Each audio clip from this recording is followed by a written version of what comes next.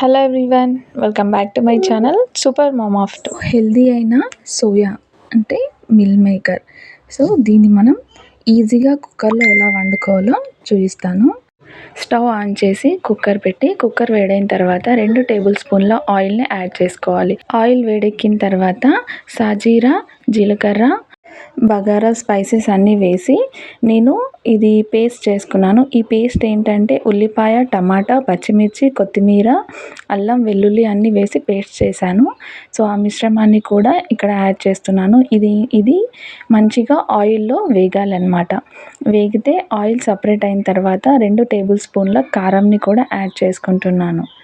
So చూసారు కదా, మంచిగా మిక్స్ చేసి అలా మళ్ళీ ఆయిల్ సపరేట్ అయ్యే వరకు అలా పక్కన పెట్టేస్తే మంచిగా ఆయిల్ సపరేట్ అయ్యి పైకి తేలుతుంది. సో ఇలా ఉన్నప్పుడు మనం 10 నిమిషాలు నానబెట్టిన మిల్ మేకర్ని ఇందులో యాడ్ చేసుకుందాము. సో యాడ్ చేసిన మిల్ మేకర్ని కూడా అన్ని వైపులా కలిసేలా మంచిగా మిక్స్ చేసి ఇందులో మనకి తగినన్ని వాటర్ని కూడా యాడ్ చేసుకోవాలి. సో వాటర్ ఇక్కడ కొద్దిగానే యాడ్ చేయాలి. సో మనం థిక్ గ్రేవీ లాగా ప్రిపేర్ చేసుకుంటున్నాం కాబట్టి కావాలంటే ఇంకొంచెం కూడా వాటర్ని కూడా యాడ్ చేసుకోవచ్చు. సో నేను కొద్దిగా ఇందులో గరం మసాలాని కూడా యాడ్ చేస్తున్నాను.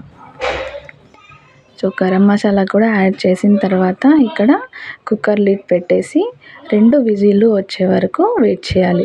2 విజిల్ల తర్వాత సో మనం రెడీ చేసుకున్న మిల్ మేకర్ కర్రీ ఇలా ఈజీగా క్విక్గా అయిపోతుంది. ఎలాంటి శ్రమ పడకుండా తొందరగానే రెడీ అయిపోతుంది. ఒక్కసారి ఇలా ట్రై చేసి చూడండి. నా వీడియో నచ్చితే లైక్ చేయండి and me friends and family మెంబర్స్కి షేర్ చేయండి. అలాగే మన ఛానల్ని తప్పకుండా సబ్స్క్రైబ్ చేయండి.